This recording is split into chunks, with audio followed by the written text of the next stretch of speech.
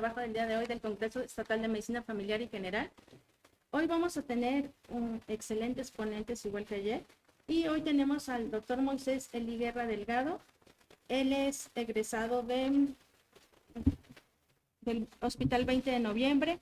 Ha estado en la coordinación de educación de salud de la Dirección de Prestaciones Médicas del IMSS a nivel nacional, jefe de posgrado de la Dirección Médica del ISSSTE a nivel nacional, y estuvo en su servicio social en el Centro de Especialidades Dentales de Salubridad. Actualmente está en el APFZ2, actualmente lo tenemos, y múltiples investigaciones, ponencias, y aparte van a ver que les va a encantar la ponencia que nos va a dar, que tiene una disfunción de la articulación temporomandibular. Sobre todo ahorita que hemos estado en crisis, hemos hecho más por apretar todavía esa articulación. Entonces, mucho gusto, doctor, es un gusto siempre tenerlo. Bienvenido. Muchas gracias, doctora. Muy buen día a todos, espero que estén muy bien. Muchas gracias por la invitación a la especialidad de medicina familiar. Acá en Querétaro sabemos de antemano que es una especialidad muy importante porque es el primer contacto en la atención de los pacientes del pueblo mexicano, ¿verdad? Y de la importancia que hay. Recuerdo cuando estuve allá en la división de programas educativos, teníamos más de 4,000 bases de plazas para entrar a la especialidad, ¿va? Y es sumamente importante. Entonces, pues hoy agradezco que me hayan invitado a compartir un poquito de esta información acerca de un problema que es muy frecuente. Ahorita vamos a ver y vamos a ir correlacionando todos y vamos a decir, yo también tengo eso o lo he tenido. Entonces, pues espero les sirva un poquito. Vamos a recordar qué es una articulación, ¿verdad? Cómo es la articulación temporomandibular, que es una articulación muy singular y particular, ¿verdad? Entonces vamos a empezar. ¿Cómo le cambio aquí? Sí. Listo. Pues sí, yo egresé del Centro Médico Nacional 20 de Noviembre del ISSSTE, de la especialidad de cirugía maxilofacial en el 2013, el 1 de marzo del 2013. Actualmente estoy como cirujano maxilofacial en HGR2 en el Marqués, allá por allá estamos, a sus órdenes. Y bueno, hoy vamos a hablar de la articulación temporomandibular. ¿Qué es una articulación? Vamos a recordar un poquito de información básica, ¿verdad? Es un conjunto de partes duras y blandas que sirven para unir dos o más huesos, según la sindesmología, ¿verdad? O la artrología. Son las ramas de la medicina que se encargan del estudio de las articulaciones. Y las clasificaron en articulaciones móviles, semimóviles e inmóviles, ¿sí?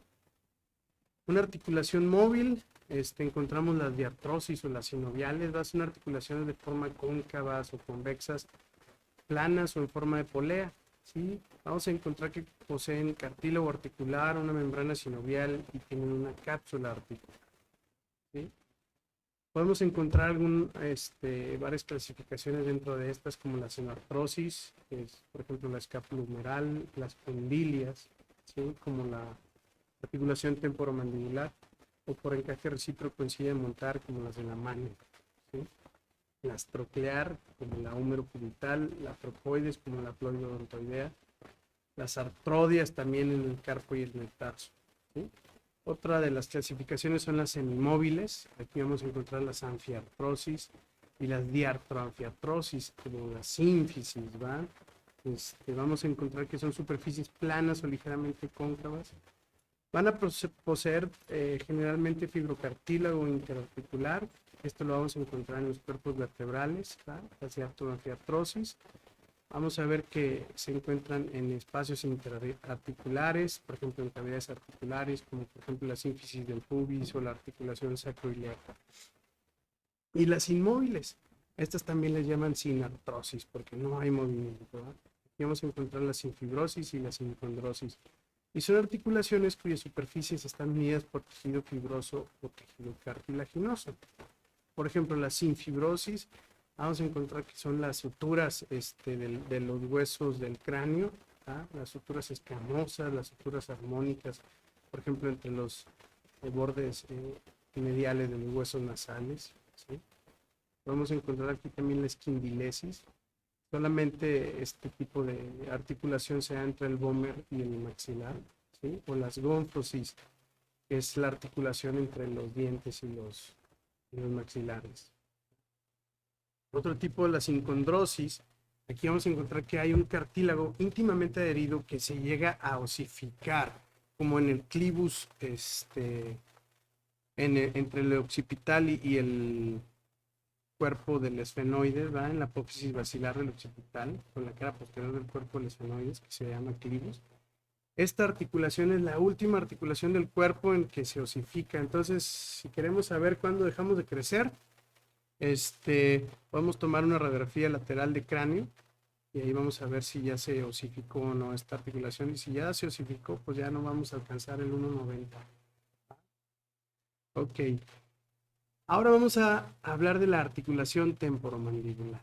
Esta articulación la clasifican anatómicamente como una articulación bicondilia y funcionalmente como una gínglimo-artrodial.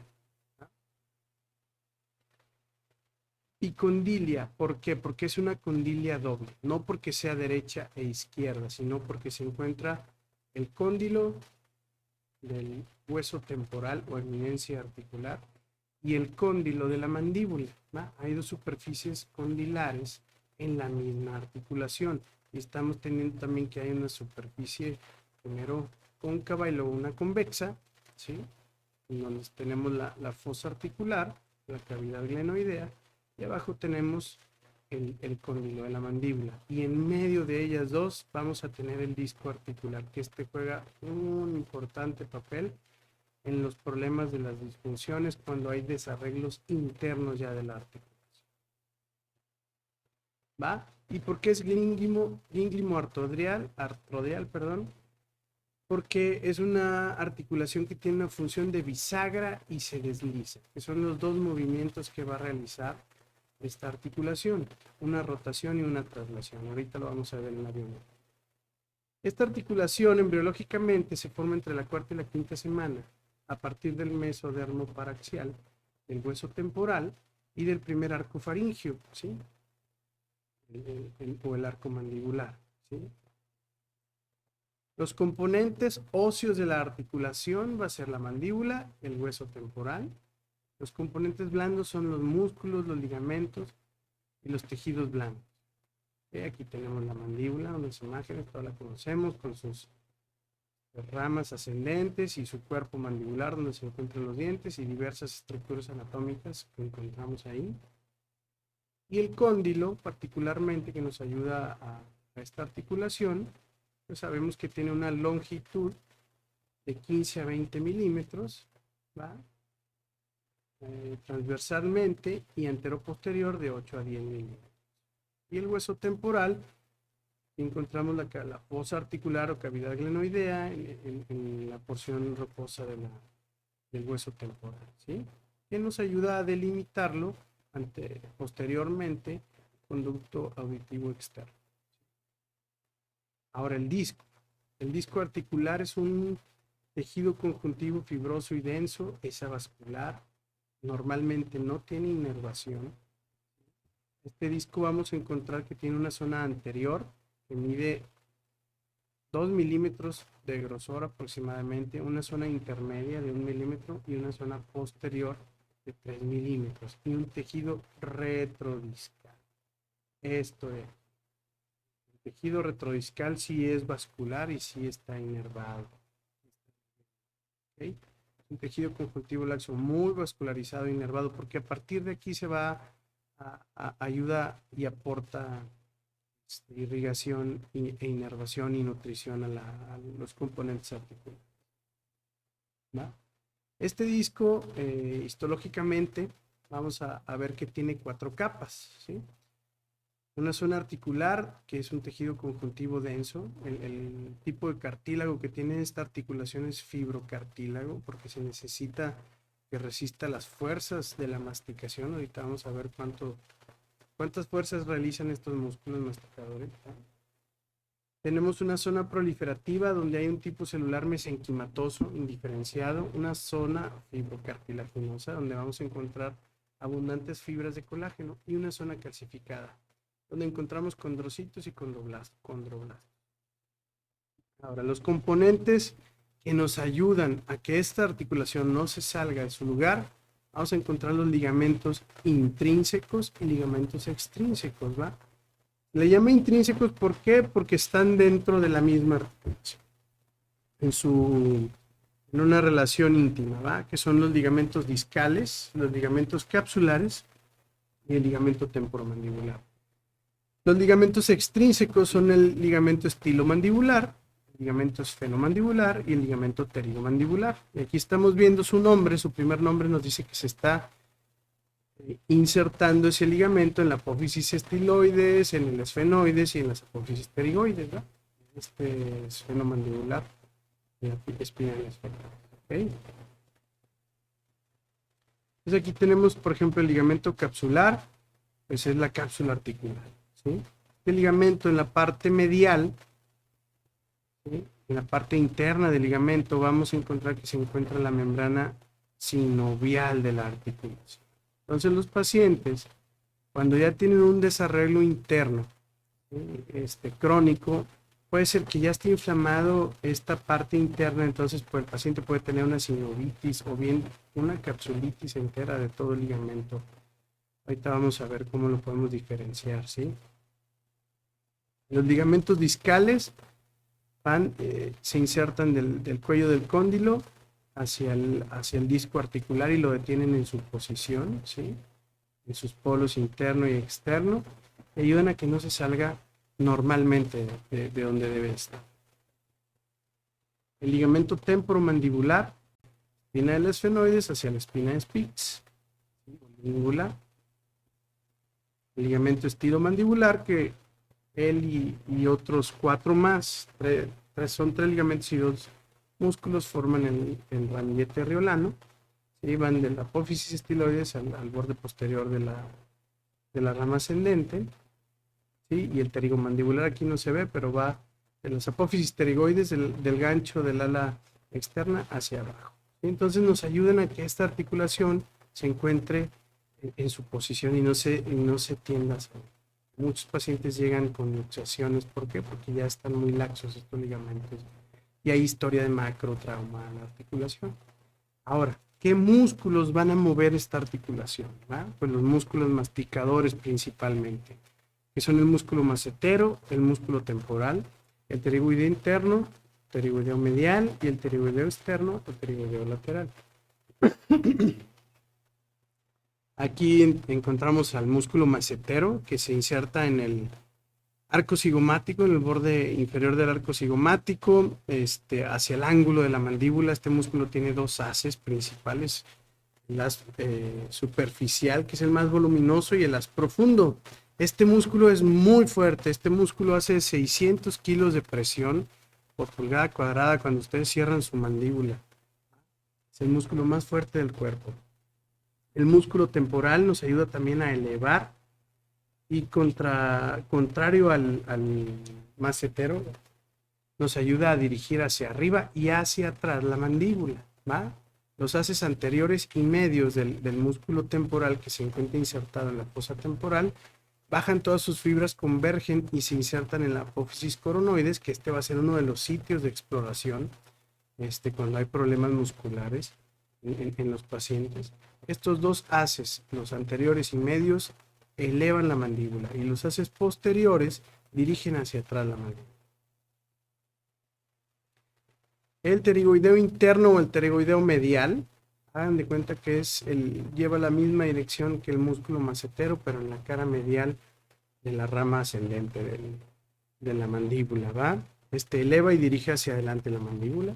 Y el pterigoideo lateral, este músculo se va a insertar en el cuello del cóndilo, el 60% de sus fibras, el 40% de sus fibras se van a insertar en el disco articular, en la parte lateral, y luego se va hacia adelante y medial, hacia las apófisis pterigoides, ¿va?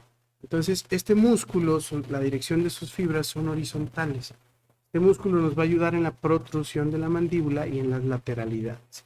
Si ambos pterigoideos laterales se contraen, la mandíbula se va a hacer para adelante. Y si se contrae uno, va a hacer ese lado hacia adelante, pero va a hacer una lateralidad en la mandíbula. ¿Sí? Va a dirigir el mentón hacia el lado contralateral del músculo que se está contrayendo. ¿Sí? Este músculo es el culpable de cuando se encuentra contracturado de que saque de su lugar al disco articular y el paciente tenga chasquidos, o sea, el tronido. El paciente cuando llega a la consulta y nos dice, ¿sabe qué, doctor? Es que me está truene y truene la mandíbula. Bueno, pues es este haz, el haz menor, ¿sí? Es el culpable porque está sacando el disco articular de donde va. Ahora, tenemos otros músculos también que no son prácticamente los masticadores, que son los suprayoideos y los infrayoideos, que nos ayudan también en los movimientos masticatorios, como el digástrico. Ahora, ¿qué nervio le da sensibilidad a esta articulación? Va a ser el nervio trigémino, quinto par craneal, el nervio auriculotemporal, el nervio masseterino y el nervio temporal profundo. Son los nervios sensitivos que nos van a recoger toda la información sensitiva y sensorial de la articulación, ¿sí? Y estamos viendo este ramito en una disección y estamos viendo también la arteria temporal superficial, ¿va? Vascularidad de la articulación, pues todas estas arterias aportan irrigación sanguínea, ¿va? La arteria temporal superficial, la meningia media, la maxilar interna, la arteria auricular profunda, arteria timpánica, arteria faríngea ascendente y arteria alveolar inferior. Todas estas apoyan ahí a llevar la nutrición y la oxigenación a estas superficies articulares. Ahora, biomecánica en la apertura. Esta articulación trabaja simultáneamente, no podemos accionar un lado y luego el otro, así como el depredador cuando abre su mandíbula y mueve el lado derecho y el lado izquierdo, no. Esta articulación funciona al mismo tiempo de los dos lados. Entonces, primero hace una rotación que va a ser una apertura aproximadamente vista a nivel dental de 20 a 25 milímetros y después hace una traslación. Primero rota el cóndilo y después se traslada hacia adelante, que son otros 20 a 25 milímetros en condiciones normales. Y este disco articular tiene que seguir al cóndilo. ¿Sí? El problema, algunos desarreglos internos, empieza cuando los haces del músculo pterigoideo lateral lo jalan hacia adentro, ¿va? Medialmente y anterior. Entonces empieza a tronar la articulación cuando el disco se regresa a su posición en el movimiento ya sea de rotación o de traslación. Y el cierre pues va a ser al revés. Vamos a regresar primero la traslación y después va a rotar. ¿Sí? Básicamente esos son los movimientos que hace. Ahora, ¿para qué nos sirve todo esto? Esto nos sirve porque el paciente en la consulta nos llega refiriendo un dolor en toda esa parte que está coloreada de color rojo, en partes laterales de la cabeza, ¿sí? Hasta partes laterales del cuello también tienen que ver aquí. Ahorita vamos a comentar un poquito de eso, ¿sí? Hemos recibido pacientes ya hasta con síndrome de Cushing por uso prolongado de esteroides cuando los problemas eran articulares o musculares. Entonces, hay que detectar bien dónde está el problema aquí. Ahora, tips. Siempre que hay un desarreglo interno de la articulación, tenemos que quitar siempre inicialmente el problema, el componente muscular, para que pueda empezar las superficies a moverse bien. Entonces, siempre es el manejo inicial de estos pacientes es el mismo. Hay que quitar el problema muscular, ¿va? Para después arreglar el problema articular. Y normalmente el 90-95% de los pacientes, al quitar el componente muscular, empieza a funcionar bien la articulación y se arregla el otro componente, ¿va?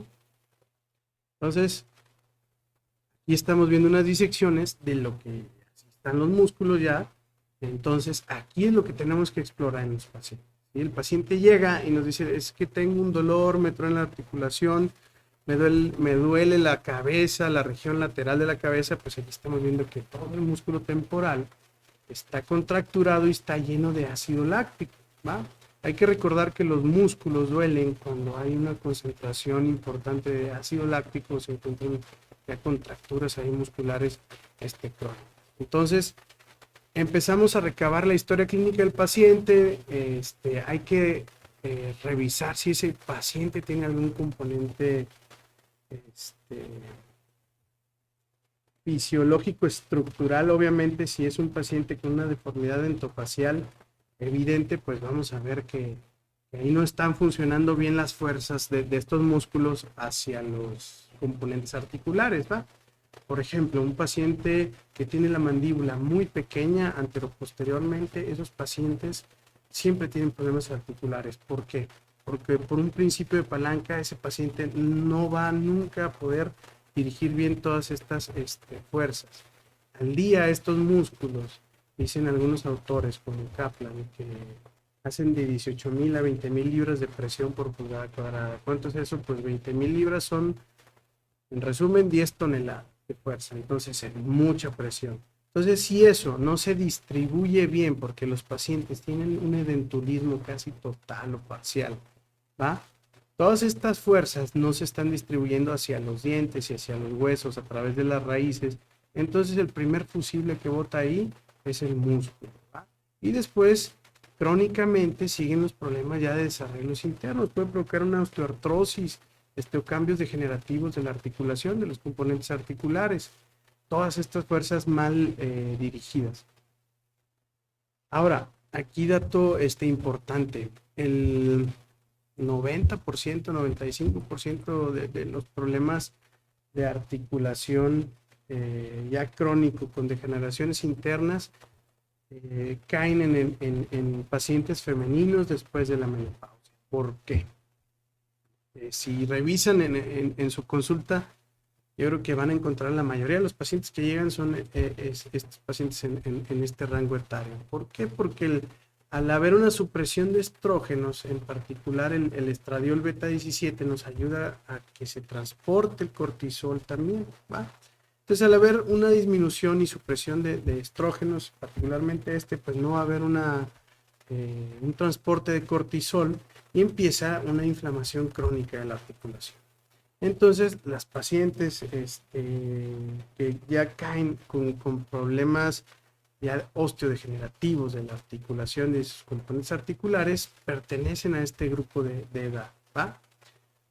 Entonces es súper importante que si un paciente femenino, joven, está empezando a presentar problemas en sus músculos y articulaciones, hay que prepararla para cuando tenga este cambio en su época de su vida, para que esté muy bien y pueda afrontar estos cambios hormonales, ¿verdad? Entonces, el paciente nos llega con el historial del dolor en región temporal, en región maceterina y región preauricular, retroauricular. Entonces vamos a explorar el borde anterior del músculo temporal y su inserción inferior. Y vamos a encontrar que el paciente tiene puntos gatillo dolorosos y le duelen demasiado. ¿Por qué? Porque está lleno de ácido láctico ahí microscópicamente. El segundo punto a explorar va a ser el borde anterior de la mandíbula, en una apertura mandibular total. ¿Por qué? Porque queremos tocar esta parte de aquí, ¿sí? Donde se insertan las fibras del músculo temporal, y por lo regularmente el paciente ahí es cuando brinca porque duele demasiado, ¿va? El músculo pterigoideo medial y el tiroideo lateral son muy dolorosos a la exploración. Normalmente yo no los exploro, porque para fines prácticos se van a componer de la misma manera y de seguro van a estar involucrados en igual proporción, y vamos a hacer al paciente llorar, y tampoco se trata de estarlo torturando, ¿va? Entonces, verificamos que el músculo macetero y el temporal están llenos de ácido láctico, hay puntos gatillos dolorosos de 10 en escala visual análoga. Entonces, pasamos a la siguiente explicación para el paciente. ¿Por qué? Porque necesitamos educar un poco al paciente, porque él se va a ayudar mucho. le explicamos la función muscular y la producción de ácido láctico, que son cristales microscópicos, entonces hay que quitarle esos mini vidrios ahí a las fibras musculares para que se pueda quitar el dolor. Y le dice al paciente, yo te puedo mandar todos los medicamentos del mundo, pero si no quitamos el ácido láctico no se te va a quitar todo, ¿va? Entonces empezamos a explicar al paciente cuáles son la función de la mandíbula, ¿sí? De la articulación que va a producir más trabajo. En este caso, las tres funciones de la articulación temporomandibular son la masticación, el habla y la fonación, pues, y la deglución. Entonces, deglución y fonación, pues ahí no hay mucho trabajo muscular. A lo que le vamos a quitar la pesa, el peso a esa pesa va a ser a la masticación. Entonces le empezamos a recomendar al paciente, mira, mínimo 10 días tú tienes que tener una dieta blanda para quitarle ese peso a los músculos y que no estén trabajando tanto y no produzca tanto ácido láctico, ¿va? Entonces le quitamos el peso a esa pesa, diciendo al paciente, tú te recomendamos lo que más duro que puedas morder vaya a ser una albóndiga de carne o carne molida. Y ahí para abajo, para que el músculo se mueva fácil y no esté produciendo más ácido láctico, ¿va? Ahora, ¿qué es lo que te va a quitar el dolor? Va a ser los fomentos calientes, ¿sí? Una termoterapia local en todos los puntos gatillo dolorosos. ¿Por qué? Porque el calor va a provocar una vasodilatación, va a pasar más sangre por ahí y se va a metabolizar más rápido el ácido láctico. Entonces ahí le explicamos al paciente que se va a lavar, al pasar más sangre, se va a lavar ahí el ácido láctico, los mini vidrios esos microscópicos. Entonces es sumamente importante enviarle mínimo 100 minutos al día de termoterapia en puntos gatillo dolorosos a los pacientes, ¿no? El frío también ayuda en menor proporción, ¿no? Porque primero se hace una vasoconstricción y después una vasodilatación al quitarlo, y ahí aumenta un poco el flujo sanguíneo y ayuda a metabolizar el ácido láctico, pero es más efectivo el cambio, ¿va?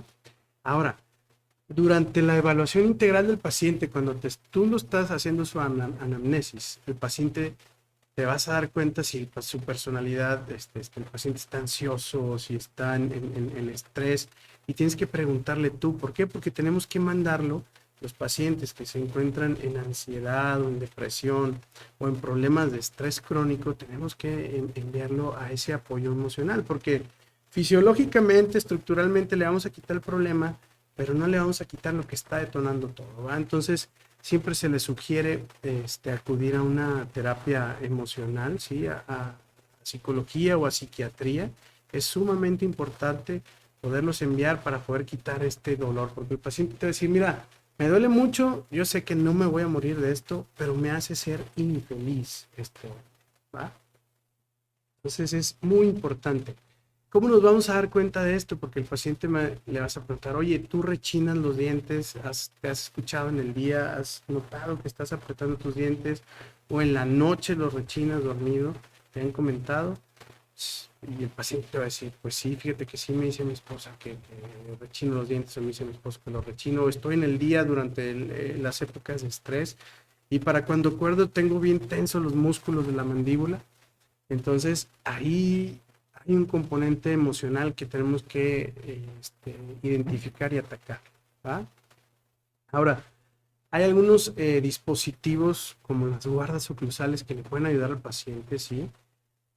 Tienen que ser de características específicas, un guarda oclusal de un acetato rígido calibre 0.60. ¿Por qué? Porque ese plástico, pues es una fundita que va a hacer que los dientes choquen antes de su espacio habitual, ¿va? Maxilar. Entonces los músculos no se van a estar contrayendo en su totalidad, ¿va? En su contracción isométrica. Entonces los propioceptores que hay en el ligamento periodontal de los dientes, al cerrar los músculos y al chocar, antes están enviando información al sistema nervioso central, en donde ya chocó, ya está recibiendo la presión, entonces manda la información a los núcleos masticadores que los músculos masticadores deben de dejar de estar haciendo su presión y su contracción, y por eso funciona un guarda oclusal. Pero ese es como el segundo escalón en el tratamiento de esto. ¿Qué apoyo podemos mandarle farmacológico a un paciente con un síndrome miofacial doloroso? Porque es un problema en los músculos y las fascias musculares. De preferencia, en las guías y las recomendaciones que están descritas nos recomiendan utilizar un COX-2, analgésicos selectivos a la ciclooxigenasa 2, como el Celecoxib, ¿va? Este es muy buen medicamento, a razón de 200 miligramos cada 24 horas, para que quite el dolor y el paciente pueda salir rápido del círculo vicioso del ácido láctico en los músculos. Entonces, puede salir rápido de eso, pero lo que le va a quitar el dolor, hay que recordar y hay que explicarle al paciente súper bien, ¿sí?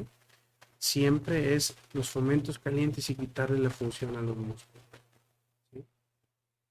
¿Qué estudios de imagen nos sirven principalmente para revisar una articulación? Una ortopantomografía, ¿sí? O radiografía panorámica para ver la morfología condilar, ¿sí? El cóndilo debe estar así redondito. Si vemos el cóndilo derecho está redondito y el izquierdo está un poco como chatito en esta parte, sí, ya tiene una faceta de desgaste ahí. Entonces eso nos sirve para ver si ya hay desarreglos internos o no. Pero inicialmente, y el manejo en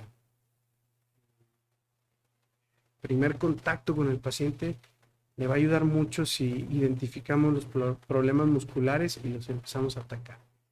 Aparte, aunado a esto, nos sirve mucho una tomografía lineal de articulación temporomandibular, boca abierta, boca cerrada, así se llama este estudio, o ATM panorámica, en algunos lugares le dicen así, en donde vamos a ver cómo está su boca abierta y en máxima apertura. Aquí estamos viendo las superficies articulares, el cóndilo de la mandíbula y el cóndilo del temporal, o eminencia articular, y normalmente deben de quedar en una proporción de mitad y mitad. Entonces, lado derecho está bien, lado izquierdo hay una hiperexcursión condilar, ¿sí? Entonces está yendo de más, estos ligamentos están haciendo laxos cada vez más. Entonces, este paciente probablemente se va a luxar del lado izquierdo, ¿sí? En algún momento. Entonces, es súper importante poder ver esta fisiología y para esto nos sirve esta articulación, para un problema de disfunción. Ahora, indicaciones quirúrgicas para problemas articulares son muy pocas, ¿sí? Solo en algunos tumores o trauma de la articulación. En los 90s hubo un auge en operar la articulación, pero vieron que manejándolo de manera conservadora en etapas iniciales, cuando no hay problemas ya estructurales, a los pacientes les va igual de bien. Entonces, pues es mejor no meterse a la articulación. Cuando ya hay adherencias y desarreglos internos y la articulación tiene procesos de osteoartrosis, pues ahí se valora hacer un lavado articular, una artrocentesis, artroscopía o remodelaciones de la articulación, ¿sí? También nos ayuda mucho una resonancia magnética para ver si hay perforaciones del disco. Ya cuando el disco articular se ha salido de donde debe estar o se perfora y es un dolor muy constante. Entonces recordábamos, los pacientes nos refieren, ¿sabes qué? Me está tronando la articulación, doctor. Entonces, ese chasquido sin dolor es un chasquido funcional. A ese chasquido no le vamos a dar manejo, vamos a descontracturar los músculos con la misma terapia para que las fibras del pterigoideo lateral también se desemproblemen un poco y pueda dejar de estar tronando ahí y tener ese chasquido. Pero si el disco articular ya se perforó y el paciente tiene dolor, ahí sí hay que intervenir y a veces hay que hacer abordajes al disco, quitar ese pedazo y hacer aplicaturas, ¿va? Ahí sus técnicas para corrección de todo esto. ¿Qué más podemos ayudarle a estos pacientes? Estos pacientes regularmente, ya cuando es crónico el problema, van a referir también dolor en la parte lateral del cuello y la parte posterior del cuello. ¿Por qué? Los dientes, al irse desgastando, vamos a perder un espacio que se llama dimensión vertical en la cara, ¿va? al tener estas 10 toneladas en un paciente normal, y si es bruxista o brucómano, pues se eleva más la presión muscular, entonces pues van a desgastar los dientes y la mandíbula, en lugar de cerrar en su posición habitual, pues va a recorrer un poco más, va a autorrotar más, 1 milímetro o 2, entonces hace que los músculos suprainfrayoideos se estiren, ¿sí? Y eso va a provocar que los músculos de la nuca se contraigan un poco más, y el primer músculo en problemarse es el músculo esplenio. Entonces hay que explorar estos músculos también, esplenios, el esternocleidomastoideo, los escalenos y los trapecios. ¿Por qué? Porque el problema empezó acá en la mandíbula, en los músculos masticadores, y después viene ya contracturando otros grupos musculares. Entonces, después de los fomentos calientes en todos los puntos gatillo dolorosos, que también si tiene el paciente en estos músculos hay que identificarlos, vamos a decir al paciente que corrija su postura, ¿va? Es sumamente importante para ir saliendo de este círculo vicioso, porque luego de aquí se vienen las fibras medias e inferiores del trapecio, y luego el problema ya se pasó a la espalda, se va a la cadera y a las piernas después. ¿Ok? Básicamente este es el abordaje que nosotros podemos dar en primer contacto.